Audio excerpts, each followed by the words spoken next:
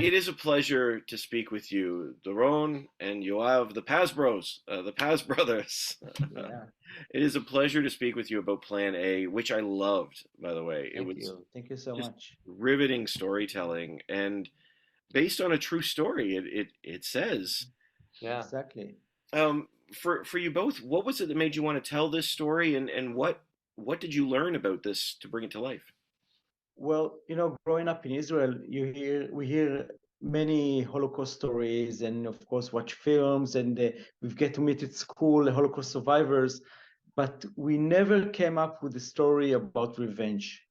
And we started hearing some stuff about Jewish revenge, and we were fascinated about this subject. And then we started researching it. We said, well, it might be an interesting story for a film. But we thought about a small family drama about, personal revenge. And then we started researching, and it just blew our mind to find a story that we never heard of about a group of 50 men and women, Holocaust survivors, who stayed in Germany right after the war, living and working with the people who just murder their families and try to murder them, and they plan to kill back 6 million Germans for the 6 million Jews. And it's blew our mind, like, how come we never heard this kind of story?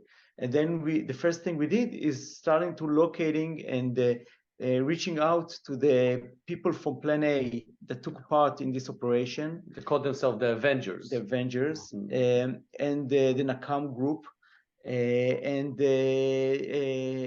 Back then, when we started writing the script, 7-8 years ago, they were still alive. Unfortunately, most of them passed away already, and we started interviewing them.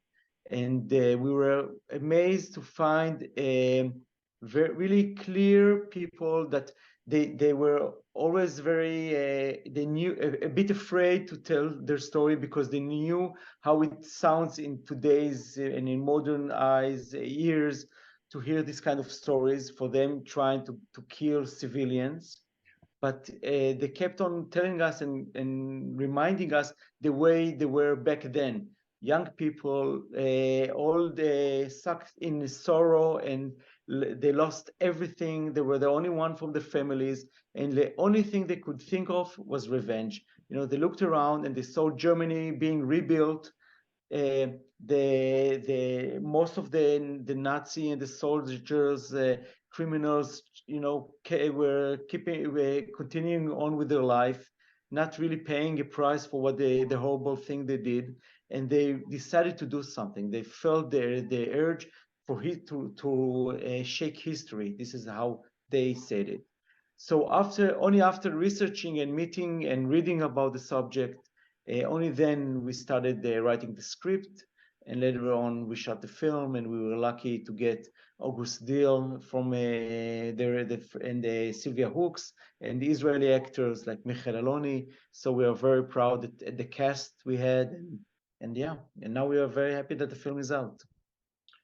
It really is phenomenal, and you just said that you got the chance to speak with them. Yeah. So many of them passed. I have to ask, like you said that they were afraid to tell their story because of how things have changed. Have their views of the events of those days changed, or do they still cling so tightly to them as justified? Yeah, it's a good question. It's a very complicated question, Right. because there are, first of all, there are an amazing group of people. All the original Avengers. There were 50 things, as you have said. I think there are 3 or 4 left, and they are all grew up to be in Israel later on. They came to Israel, and they were all generals and very high ranked people building the country. And when we talk to them, that's the most interesting question. How are they feeling today about this revenge, this dark plan of killing 6 million civilians? Yeah. And they always kept saying the same theme, the same idea, that they always say, don't judge us by today's standards. It's very difficult. You cannot grasp and you cannot understand the way of thinking. You don't try to understand it while thinking it in today's standards. Imagine a 20-something-year-old hot-blooded man or woman that lost literally everyone on earth. Yeah. parents, kids, brothers, neighbors, friends, everyone is dead, and you sit around and you see the world starting to rebuild and to recover, moving on, and they are still stuck in their rage and their hatred and it's so it's very hard for us to, we can talk about it for hours, but we can't really put ourselves in this situation. So it's very difficult to judge us by today's standards. I always say, think about it as we were back at the time. And back at the time, was for them the logical way and the healthy and the only way to deal with this pain, to do something about it, because nobody did. I love that you frame the beginning and the end of the film that way too, by asking that question, because that is the hammer of this film. Right. It's same circumstances. What would you do? What would you do? Exactly. And in cinema, it's like very primal. Everybody can relate to revenge. Not everyone will take a gun and will actually do the revenge, but everyone can relate to it, and everybody feels that way inside in some point or another. Even if it's something light, not just Nazis and killing your family, it could be other stuff too. But it's a very human feeling, Primal. and very primal. So, and cinema loves. That's why it's such a all the revenge stories are so powerful, because it's always working. I'm so glad you brought that up, because forgive me for the comparison here, but this isn't John Wick. This isn't the story of one man, or even what was the Tarantino one? Inglourious Basterds. Yeah, this is a very different style of film, Right. and it's not meant to be cool, right? It's look at all the crazy things they're doing. Right.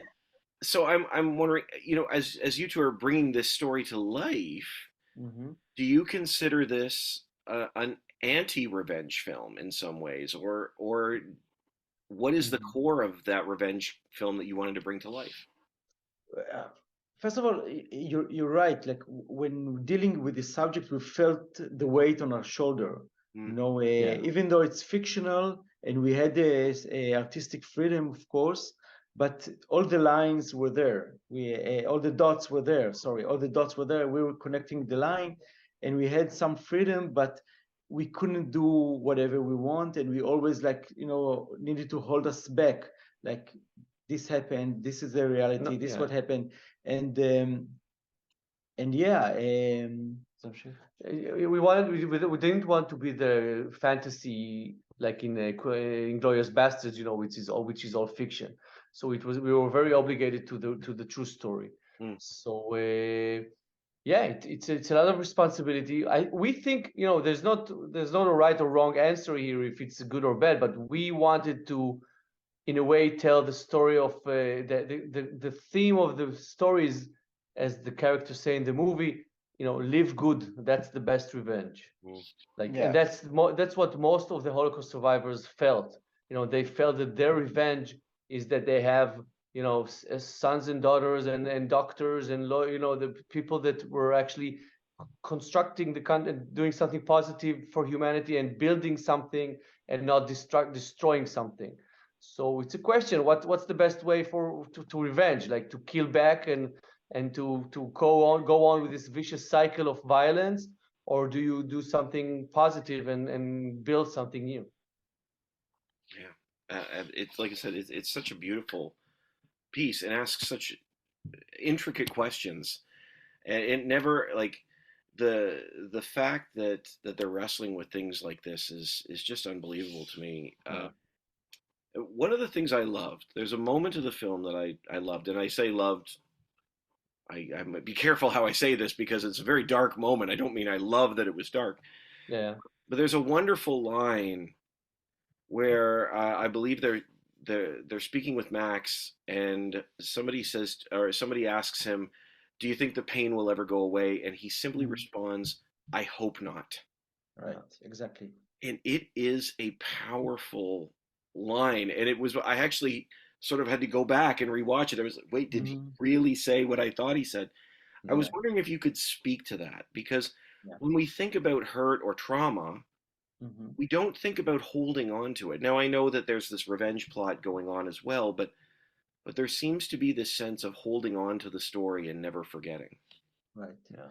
Yeah, exactly. And this is also a line I think it's really important and strong, because these people, this group, small group, they were the exceptions. Most of the Holocaust survivors never tried to take revenge, and they moved on with their life. But we were fascinated about this exceptional group that couldn't go on with their lives. And they were so sucked in sorrow and pain, and they didn't want to let it go. And we were fascinated about it. We thought that if we'll focus on this group, then people will understand, like what was all the other survivors who did continue on with their life. But we focused on this small group that were in this vicious circle. And this is exactly what the real survivors told us. This is how they described their lives at that time, like a black hole with dark thoughts. They were soaked into it. They stayed on Germany's soil.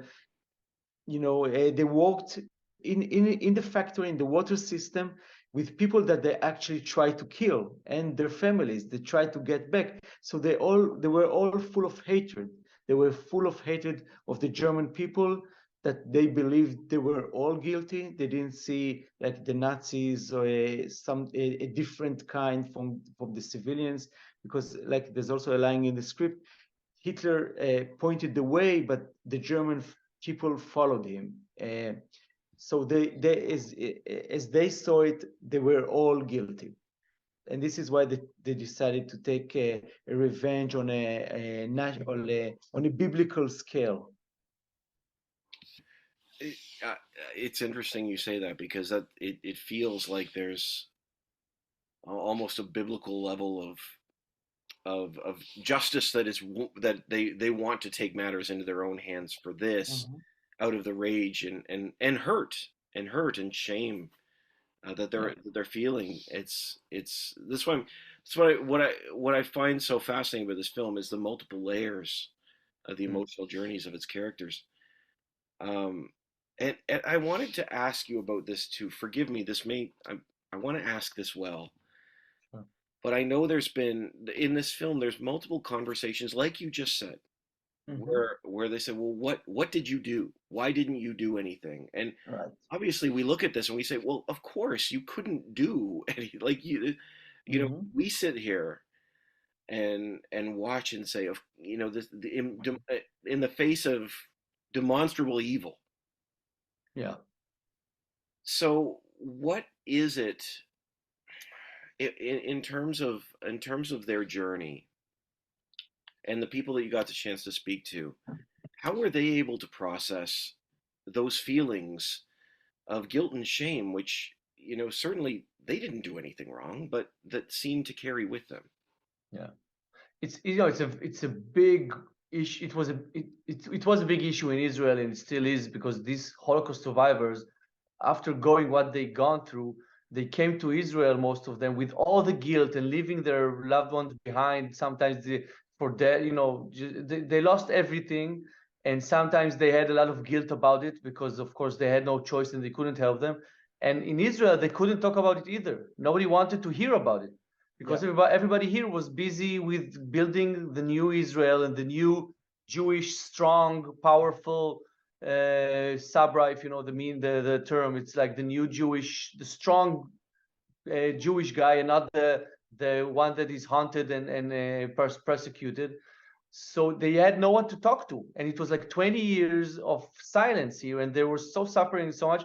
And only in the Eichmann trials in '61, when they kidnapped Eichmann and brought him to trial in Israel, and it was such a big event historically and in Israel, and all the country was shook. It was crazy here. And only when the witnesses in the sentence started talking, because it was part of the court, it was part of the trial, only then people started really talking about these issues, and the stories started to come out. But these people didn't talk about it. They were felt guilty twice: first for losing their family and parents, and second for being the weak Jew, that the not the weak, and not the new powerful Jew that the country here was trying to build. So they were really poor, really miserable, and that's the guilt a lot of Holocaust survivors are dealing till today. Whoever's alive. It absolutely breaks my soul Yeah, to think that. And yeah. this is such a powerful film. I'm wondering for you both, what do you hope people take away from it? We hope that people will understand that, first of all, in our eyes, revenge is a vicious circle and it can go on forever. So You can look at it and in today's topics too. Like it's still relevant. yeah, unfortunately, the Plan A story is still relevant till today because there are so many conflict going on around the world, so many conflict zones, and like we see, like we have here in Israel till today, and the Palestinians are doing this to us, and then we are doing this to them, and and each side is sure that he's the victim, and it's just a vicious circle that goes on and on and on. So and this is just our part of the world, but of course it takes place everywhere.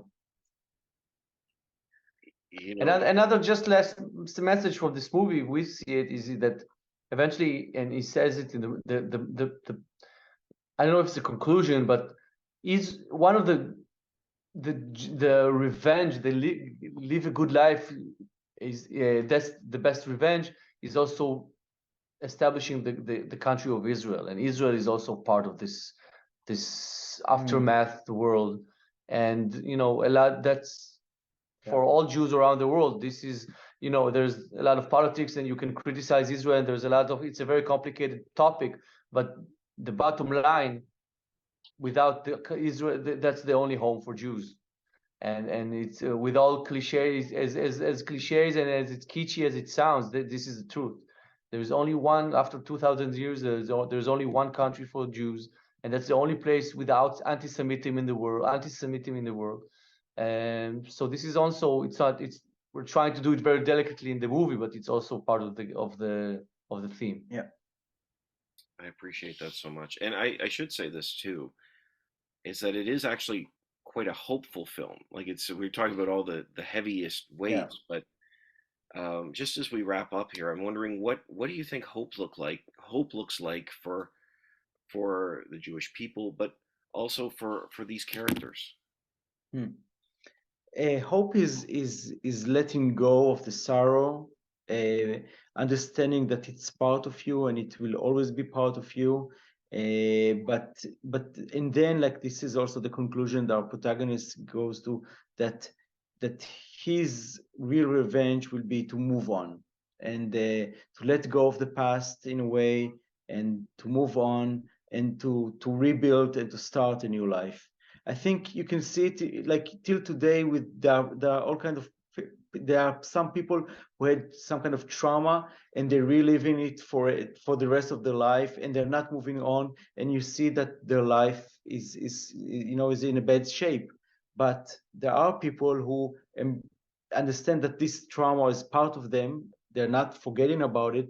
They're understanding that it is always we will be with them, but they are looking forward and they are rebuilding themselves. So for us, we think, on each level, you need to embrace the trauma, but then you need to move on, and that's the best way. That's hope in our eyes.